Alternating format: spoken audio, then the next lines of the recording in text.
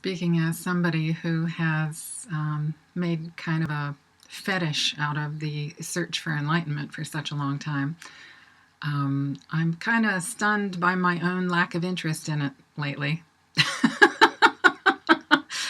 I think that enlightenment is kind of optional because the states that I assumed were part and parcel of it are, as it turns out, astonishingly easy to get to and within, I'm pretty convinced, everybody's grasp, no matter what we've been led to believe, no matter what kind of stories we've assured ourselves are true about how incapable we are, except for the lucky few, of attaining those kind of states. I kind of think it's all bullshit. So this morning it struck me all of a sudden that, you know how when you might hear some incredibly enlightened person talking and they say, oh, it doesn't even matter what somebody else's response to me is. If people can hate me, they can attack me or my teachings, and I don't take it personally because I know it doesn't have anything to do with me. I'm not the personal I anymore, and so it doesn't affect me. And I think, yeah, well, that's great for you, but I care very much when somebody doesn't like me or is attacking me, or, I feel hugely motivated to defend myself. So, I don't know, I was just sort of sitting around not thinking about anything, and it occurred to me in that kind of duh way that of course it wouldn't matter even if a whole bunch of people don't like you, as has been my recent case after writing the last book and angering one particular set of people quite a lot. What does that have to do with me as a person? Not that I don't respect their point of view and their journey. It has nothing to do with dismissing them or putting up armor or numbing myself against the discomfort of being disagreed with so strongly.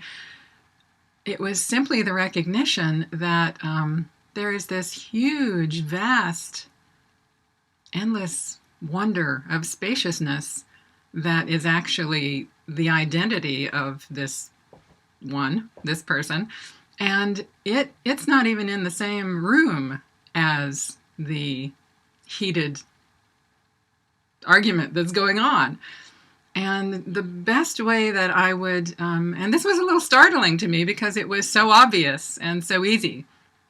And the best analogy I can use here is, it's an often used one in the terms of there being a projector and a film strip, that what we mistake for real life is nothing but video, in essence, playing on a screen, and that it isn't what the truth is. So if you take that analogy, the people who don't like you or say something terrible to you or about you, that's part of a story that's playing on the screen. And if you are sitting in the seat and hypnotized and watching the movie and believing in the movie, and if it's a good movie, that's the point of a movie, is for you to lose yourself in the belief in it, right? Then that seems to be very real and very immediate and something that you better respond to because you're being attacked. Oh my God. So the more aware one becomes, I suppose, on the spiritual journey, the more it occurs to you to get up out of your chair and look over your shoulder and, oh my God, there's a projection booth back there. So the more clear you get, maybe, you would open up the door and walk into the booth and see for yourself that it's just a film strip that is playing on a screen. So that's one kind of realization. There's another one, too, that is more like there's a set of stairs behind the projection booth that goes up to the roof. And you open up that door and you stand on the roof of the movie theater and you have a 360-degree view of spaciousness and vastness And if you're up there, that's there all the time, whether you're indoors watching a matinee or not. If you're up there watching that, thank you, then what does it matter that there is a film strip playing downstairs?